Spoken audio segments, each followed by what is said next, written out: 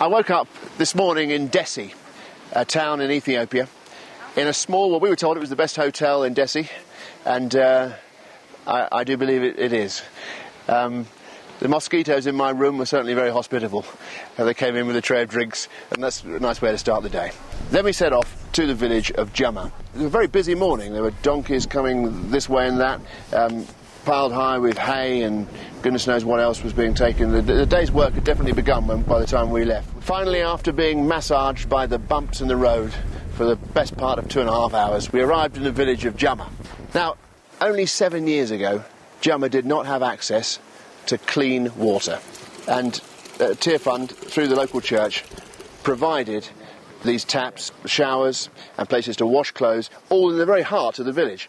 And this has completely transformed families' lives there, because they're able to go straight to these places as opposed to walking off for ages. We were given some great hospitality by one woman in her house. She gave us these lovely little cups of coffee.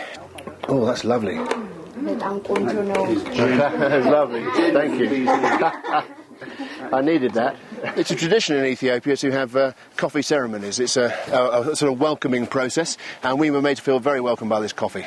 And then we moved on to the most poignant part of the day, actually. We met a woman called Wude, who lived in a house with 2 daughters. The daughters weren't there, they were at school. And she told us what a massive change to her life having fresh water brought to her house had made. She actually had a tap that was 16, 15 feet maybe from her front door. This was installed there. Now, previously, she'd been walking for kilometres, 3 kilometres, queuing up for hours, all that travelling and stuff, to suddenly be presented with a tap outside your front door had transformed this woman's life, and she had nothing but great things to say about the church, that was the local church that had provided this thing. So it was great to meet her. She had a little shop at the front of her house where she made extra income selling ingredients. I shared that I couldn't cook.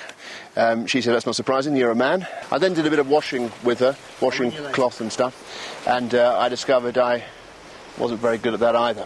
And then we left. But it was lovely. It was a lovely day in Jama, lovely little town, lovely people, and an inspiring story. Once again, Ethiopia is full of them.